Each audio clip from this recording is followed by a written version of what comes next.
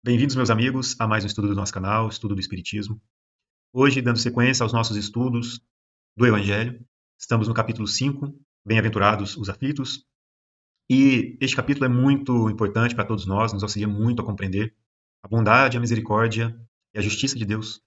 Esse capítulo ele começa com a justiça das aflições, nos auxilia a compreender onde encontrar a justiça em todas as situações que nos são oferecidas e que têm o propósito de nos trazer uma conscientização das nossas mazelas, das nossas limitações, das nossas imperfeições, bem como nos proporcionar meios de progredir espiritualmente, que inclui também a parte intelectual, que inclui a parte moral, que inclui os nossos sentimentos, que nos promove os meios de exercitar a nossa liberdade de escolha e, através destas escolhas, entender melhor, a cada vez mais, o que é o bem, o que é o mal, o que nos traz felicidade, o que nos traz infelicidade. Então, é um processo de aprendizado que nos auxilia, portanto, a compreender que Deus, na sua misericórdia, nos oferece sempre as oportunidades adequadas e necessárias ao nosso desenvolvimento, onde, em cada uma das situações que nos são colocadas, nós compreendemos que estas situações elas vão conter as lições que nós precisamos aprender dentro das nossas possibilidades de compreensão. Muitas vezes a gente se rebela contra aquilo que nos é oferecido como lição de aprendizagem. Mas é nesses momentos que nós precisamos, então, voltar a nossa compreensão a essa justiça. E entender que Deus, na sua sabedoria, na sua providência, nos traz aquilo que precisamos. Para começar esse estudo, eu vou abrir aqui um parêntesezinho e pegar aqui na Gênesis, que fala aqui no capítulo 2 de Deus, né? Ele fala aqui da natureza divina. E tem um ponto que é muito interessante para que a gente possa começar esse estudo de hoje. Olha só, ele fala: sem o conhecimento dos atributos de Deus, impossível seria compreender-se a obra da criação. Esse é o ponto de partida de todas as crenças religiosas, e por não se terem reportado aos atributos, como ao farol capaz de as orientar, que a maioria das religiões errou em seus dogmas. Consequentemente, né, errou no seu papel de promover a religação do homem com o seu Criador. Né? Ele continua. As que não atribuíram a Deus a onipotência, por exemplo, imaginaram muitos deuses. As que não lhe atribuíram soberana bondade, fizeram dele um Deus ciumento, colérico, parcial e vingativo. É nessa última frase aqui que eu acho que vale muito a pena a gente focar um pouco. Porque olha só, se a gente conhece os atributos de Deus, ou se a gente tenta, né, dentro da nossa compreensão, que é limitada, imaginar quais seriam os atributos de Deus, então nós compreenderíamos que o Criador é um ser perfeito em tudo aquilo que nós possamos imaginar como sendo bom. E esta perfeição tem um tamanho, vamos colocar assim, infinito em suas proporções. E quando a gente fala aqui que Deus ele é soberanamente bom, misericordioso e justo, quando nós pensamos desta maneira, nós então temos que compreender que se nós não enxergamos naquilo que nos acontece algo de justo, algo de misericordioso, algo de bom, é porque nós ainda não compreendemos. Somos nós que não compreendemos ainda. É o que ele fala aqui, por exemplo. Né? Com relação às crenças em que não se atribui soberana bondade a Deus, fizeram dele um Deus ciumento, colérico, parcial e vingativo. E isso nós temos muito próximo de nós, porque provavelmente nós já tivemos o contato com muitas dessas interpretações no nosso dia a dia, com aqueles que nos cercam, intimamente mesmo, dentro de nós, em que nós nos rebelamos, porque ainda nós carregamos dentro do imo do nosso ser esta percepção, na verdade, esse entendimento, ou esta visão de que Deus pune, de que Deus castiga, de que Deus se vinga, de que ele tem raiva, ou seja, a cólera, né? Então, é dentro desta visão limitada que nós ainda temos, é que nós atribuímos a Deus, né, características como estas, que são patentes a nós, que são presentes em nós, né? Ou seja, o ciúme, a cólera, a parcialidade, que tem a ver com a justiça, né, e a vingança. Na verdade, a parcialidade né, vai trazer uma ideia de injustiça. Né? Somos nós que ainda pensamos dessa maneira. Eu vou caminhar aqui um pouquinho para frente, esse capítulo é muito importante, né? E ele fala aqui no item 18, desculpa, no item 19. Deus é, pois, após listar, né, Kardec ter listado aqui todas as características que nós podemos imaginar, porque nós ainda somos limitados, e nós não conseguimos ainda abranger todas as perfeições, né, tudo aquilo que nós poderíamos compreender do Criador, né, e isso só através do processo de purificação espiritual que nós vamos conseguindo compreender cada vez melhor a Deus. Por enquanto, nós podemos compreender da seguinte forma: Deus é, pois, a inteligência suprema e soberana. É único, eterno, imutável, imaterial, onipotente, soberanamente justo e bom, infinito em todas as perfeições. E não pode ser diverso disso. Isso aqui nos auxilia a compreender o nosso estudo de hoje. Ele é sempre soberanamente justo e bom, e infinito nestas perfeições. Se nós caminharmos com estas compreensões, o nosso caminhar, a nossa vida, ela se torna cada vez mais leve porque nós entendemos a bondade de Deus se traduzindo como providencial em todos os instantes da nossa vida. Então, olha só, tal o eixo sobre que repousa o edifício universal. Esse, o farol cujos raios se estendem por sobre o universo inteiro, única luz capaz de guiar o homem na procura da verdade. Nós estamos procurando a verdade. E se nós estivermos nos orientando por essa luz, nós nunca nos transviaremos, ou seja, o nosso caminho vai estar sempre na boa direção. Se, portanto, o homem há errado tantas vezes, é unicamente por não ter seguido o roteiro que lhe estava indicado. Né? Então, de quem é a responsabilidade por seguir este caminho, digamos, desvirtuado ou diferente daquilo que nos é aconselhado, aquilo que nos está iluminado a ser seguido através desse farol? Somos nós os responsáveis.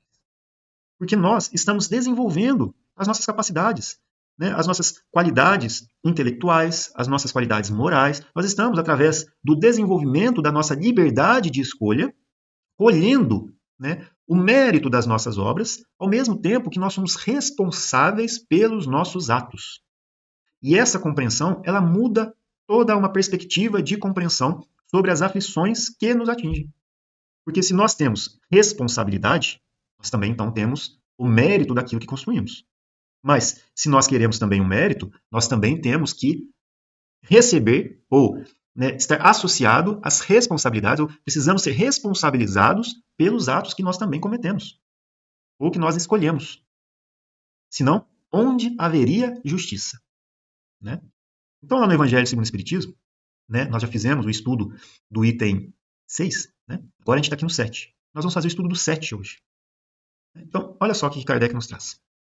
Os sofrimentos devidos a causas anteriores à existência presente, como os que se originam de culpas atuais, ou seja, duas fontes, né, de sofrimentos. Uma que é devido, ou que tem as suas origens em atos que nós mesmos praticamos nessa atual existência, na qual, através de um processo de análise da nossa própria consciência, de uma maneira muito honesta com a gente mesmo, nós conseguimos, né, muitas vezes, reconhecer, se nós estamos empenhados nisso, nós conseguimos reconhecer as causas que nos levaram a tais situações. Outras nós não vamos conseguir entender. E então, é nisso que nós podemos encontrar causas que fogem à vida atual e que se encontram nas vidas anteriores, ou seja, em outras existências que nós tivemos e que fizeram parte desse processo de aprendizado, de educação, de conscientização espiritual, que nós estamos progredindo espiritualmente. Estamos crescendo espiritualmente, é um processo. Então, olha que interessante. Os sofrimentos devidos às causas anteriores à existência presente, como os que se originam de culpas atuais, são muitas vezes a consequência da falta cometida, isto é, o homem, pela ação de uma rigorosa justiça distributiva, sofre o que fez sofrer aos outros. Se foi duro e desumano, poderá ser, a seu turno, tratado duramente e com desumanidade. Se foi orgulhoso, poderá nascer em humilhante condição. Se foi avaro, egoísta, ou se fez mau uso de suas riquezas, poderá ver-se privado do necessário. Se foi mau filho, poderá sofrer pelo procedimento de seus filhos, etc. E aqui está a grande chave da questão. Porque quando nós passamos por essas situações, né, em que nós passamos por dificuldades, passamos por humilhações, passamos por momentos em que nós temos que perder aquilo que nos obscurece a nossa visão espiritual. Perder, que eu falo, muitas vezes, inclusive, de cunho material, para que a gente possa ter mais liberdade para o recomeço. É doloroso, é trabalhoso, mas nós precisamos mudar a nossa percepção, a nossa visão daquilo que realmente importa. Se é uma questão de cunho material e terrestre, ou se são as coisas espirituais e as riquezas espirituais que vão pesar na nossa bagagem. Né? Então, quando nós passamos por essas situações, e que muitas das vezes nós nos rebelamos, nós falamos, Deus castiga, ou Deus está me punindo por um erro que eu cometi. Né? E é esta percepção que nós precisamos mudar. Porque a justiça existe. A justiça existe para todos. Porque nós, neste processo de aprendizagem, temos que seguir uma lei que seja comum e imparcial. Ou seja, todos nós sob um mesmo conjunto de leis universais, de leis que Deus nos impõe. Ele é o Criador. E dentro destas situações, passamos por momentos em que aquilo que nós colhemos é o resultado não de um castigo que nos foi imposto, mas sim a consequência de atos que nós cometemos ou de situações que nos vão permitir compreender melhor aquilo que até então nós não aprendemos e que nós estivemos muitas vezes fazendo ao próximo e trazendo dor ao próximo. Como nós ainda não aprendemos que aquilo ali dói, ou se nós nos esquecemos e se nós precisamos ser talvez relembrados de que aquilo promove uma dor no outro, é necessário que muitas vezes eu passe pela mesma situação para então compreender o porquê que aquilo gera dor. E aí vem outras questões. É por isso que nós estamos encarnados. O corpo material, né, ele nos oferece meios muito ricos para o nosso desenvolvimento espiritual. No começo das nossas encarnações na humanidade terrestre, nesse atual, ou nessa condição espiritual em que nós já temos a condição de desenvolver o nosso raciocínio, de fazer escolhas, de desenvolver nosso senso moral, nós então estamos começando a aprender. E o corpo físico nos oferece um meio de desenvolver a nossa inteligência, bem como os meios que nós vamos desenvolver os nossos sensos morais. No começo, nós estávamos preocupados com as nossas vidas, única e exclusivamente de conservar a nossa existência. Nós fomos progredindo, né? Nós fomos desenvolvendo as nossas capacidades intelectivas devido às próprias condições que a vida impôs, ou seja, através do frio, né? Através da fome, através da necessidade de conservação, nós fomos desenvolvendo os nossos meios de sobreviver. E isso acarreta o desenvolvimento da inteligência. E à medida que nós somos colocados uns em contato com os outros e que nós vamos aprendendo que aquilo que eu faço para aquele que está ao meu lado gera dor nele, porque ao mesmo tempo eu também passarei por aquela situação que vai me ensinar que aquilo gera dor. Então eu começo a desenvolver as minhas escolhas para um caminho que vai me trazer menos sofrimento. Só que muitas das vezes nós ainda estamos encobertos por sentimentos do orgulho e do egoísmo, em que nós nos esquecemos de tudo isso que nós viemos aprendendo nessas inúmeras encarnações até esse momento. E é então que nós precisamos reaprender, nós precisamos reconstruir, nós precisamos passar por situações que vão nos ensinar, através de um processo educativo e não punitivo, a aprender que aquilo deve ser feito ou escolhido de maneira diferente. Por isso que, quando a gente é duro e desumano, e se a gente se esqueceu de quanto isso dói, então nós poderemos aprender no nosso turno, ou seja, na nossa vez, sendo tratado, às vezes, duramente com desumanidade, para que a gente possa aprender, e não como castigo. Se nós formos orgulhosos, nós podemos nascer em um meio que nos vai permitir trabalhar a nossa humildade. Se nós formos ávaros, egoístas, ou se fizermos um mau uso das riquezas que nos foram concedidas por empréstimo, então nós podemos vir encarnar em um meio em que nós estaríamos privados do necessário para que a gente aprenda a utilizar melhor da riqueza que nos foi concedida como empréstimo. Se nós formos maus filhos, poderá também nós sofrermos pelos procedimentos daqueles que estão ao nosso redor, para que a gente aprenda que o nosso comportamento, né, e que influencia naqueles que estão ao nosso redor e que gera neles, né, sentimentos, nós possamos então aprender a despertar os melhores. Então, a gente mudando a nossa percepção daquilo que Deus significa para nós, e entendendo a sua justiça e a sua misericórdia, a sua bondade, em todos os momentos das nossas existências, nós entendemos que Ele é como um Pai que está nos ensinando a caminhar no caminho certo, né? E aí ele continua. Assim, se explicam pela pluralidade das existências e pela destinação da Terra, como um mundo expiatório, as anomalias que apresenta a distribuição da aventura e da desventura entre os bons e os maus neste planeta. Semelhante anomalia, contudo, só existe na aparência, porque considerada tão só do ponto de vista da vida presente. Isso é muito importante. Se nós entendermos que a nossa vida espiritual é aquela imortal e que toda a bagagem que nós constituímos, né, dentro do nosso espírito, esta vai ser aquela que vai determinar a nossa felicidade ou infelicidade, nós então entendemos que eu preciso muitas vezes eliminar de mim muitas das mazelas que eu vinha acumulando nas minhas existências passadas. E muitas das vezes, o processo para eliminar essas bagagens negativas nos reclamam lágrimas e suor. Entretanto, é importante a gente sempre lembrar, né? Nós podemos sempre aprender através do amor. Ou seja, da prática do bem, do amor ao próximo, das ações que nós fazemos, né, pelo bem do próximo. É como se fosse uma balança. Nós temos uma balança, né? Deixa eu colocar aqui. Uma balança em que um dos lados tem aquilo que nós fazemos de negativo, ou aquilo que nós acumulamos de negativo. E tem uma outra que nós acumulamos, ou que recebe tudo aquilo que nós acumulamos de bom.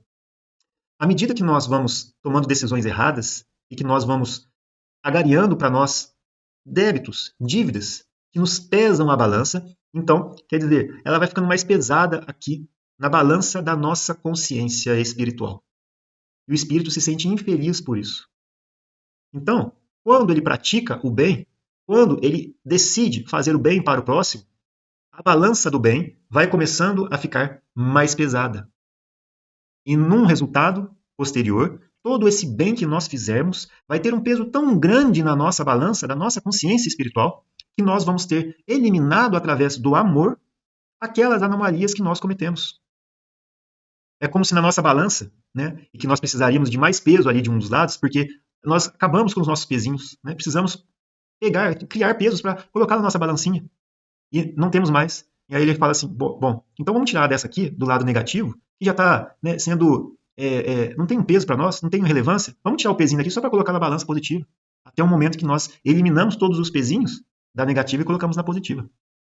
E aí é neste momento que nós, enquanto espíritos, temos dentro da nossa consciência, iluminada pela centelha divina, um alívio e uma felicidade muito grandes por termos em nós a consciência da retidão e do bom trabalho cumprido. Então nós podemos aprender pelos dois lados. A questão é que ainda a gente decide não aprender através do amor. E, portanto, é necessário que a gente progrida da mesma forma. E nessa maneira, para que a gente possa aprender que uma determinada situação causa sofrimento ao outro, é preciso que eu também passe por aquela situação. Se nós considerarmos hoje o nosso atual nível evolutivo, nós podemos imaginar dessa maneira, que é através do sofrimento ou através do amor. Mas, voltando nas nossas primeiras encarnações, muitas delas bem para trás, ainda a gente não tinha o senso moral e os nossos sentimentos bem desenvolvidos para aprender dessa maneira. Então, este aprendizado se dava muito com as situações dolorosas impostas pelo próprio meio físico que nos era oferecido. Né? É onde a gente aprende, né, através destas necessidades impostas, como desenvolver a nós mesmos. Né? E aí, à medida que essa inteligência cresce, que os nossos instintos vão sendo cada vez menos pesados, ou seja, nós vamos nos distanciando da animalidade e que nós vamos, a partir dessa possibilidade de raciocinar, também fazer as nossas escolhas e desenvolver o nosso senso moral. É onde a gente começa a escolher entre uma e outra coisa. E aí é onde que nós começamos a aprender que, através dos nossos próprios esforços, nós podemos caminhar mais rápido do que se a gente não estivesse fazendo nada. É através dessas experiências que nós vamos descobrindo que podemos trabalhar mais rapidamente, que podemos nos esforçar para encontrarmos a felicidade que nós tanto buscamos. E aí entra o mérito e a responsabilidade decorrentes da liberdade da escolha. E essa liberdade da escolha, como nós estamos aprendendo ainda, às vezes resulta em escolhas que vão nos trazer sofrimentos. Talvez para os outros em primeiro lugar. Mas como a gente ainda não aprendeu, a gente precisa aprender, então chega um ponto que nós também vamos passar por aquelas situações. Hoje, nós já avançamos e podemos compreender que podemos aprender através do amor. Agora nós já estamos em um outro ponto de entendimento. A quem mais foi dado, né, ainda mais será dado. Né? Aquele que já tem, mais ainda será dado. Essa compreensão que nós vamos adquirindo e que nos permite compreender cada vez mais. Mas também, a quem mais foi dado, mais será cobrado. A responsabilidade também é existente nesse caso. Né? Então, olha só. Aquele que se levar pelo pensamento, de maneira a aprender toda uma série de existências, e não apenas única só, verá que a cada um é atribuída a parte que lhe compete, sem prejuízo da que lhe tocará no mundo dos espíritos, que é a vida imortal. E verá que a justiça de Deus nunca se interrompe. Ou seja, nas nossas vidas corpóreas, aquilo que nós precisamos receber, que está de acordo com as nossas necessidades de aprendizado, elas nos serão oferecidas. E estão de acordo com aquilo que nós precisamos, talvez, eliminar de nós, da nossa balança. Né? E aqui, por fim, jamais deve o homem olvidar que se acha no mundo inferior, ao qual somente as suas imperfeições o conservam preso. A cada vicissitude, cumpre-lhe lembrar-se de que, se pertencesse a um mundo mais adiantado, isto não se daria e que só de si depende não voltar a este, trabalhando por se melhorar. É muito consolador sabermos que o trabalho que nós fazemos hoje, dentro de nós, buscando a melhor compreensão, buscando o bem daqueles que estão ao nosso redor e que nos traz também a felicidade, né, do dever cumprido, muitas vezes, dentro do trabalho que nos é oferecido, isso nos traz felicidades, isso nos traz a paz e que nós, então, a partir dessa compreensão, conseguimos cada vez mais enxergar que depende de nós encontrar esta felicidade. Depende dos nossos próprios esforços para que nós possamos ter o mérito das nossas próprias obras, a cada um segundo as suas obras. E também temos as responsabilidades de tudo aquilo que nós fizermos. Nesse entendimento, nós entendemos não injustiça de Deus, mas sim justiça de Deus. Não falta de misericórdia, mas misericórdia e bondade.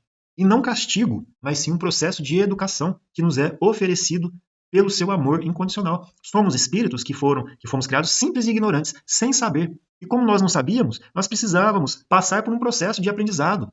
Nesse processo de aprendizado, o erro existe, porque é aprender, educar, e não ter sido criado perfeito.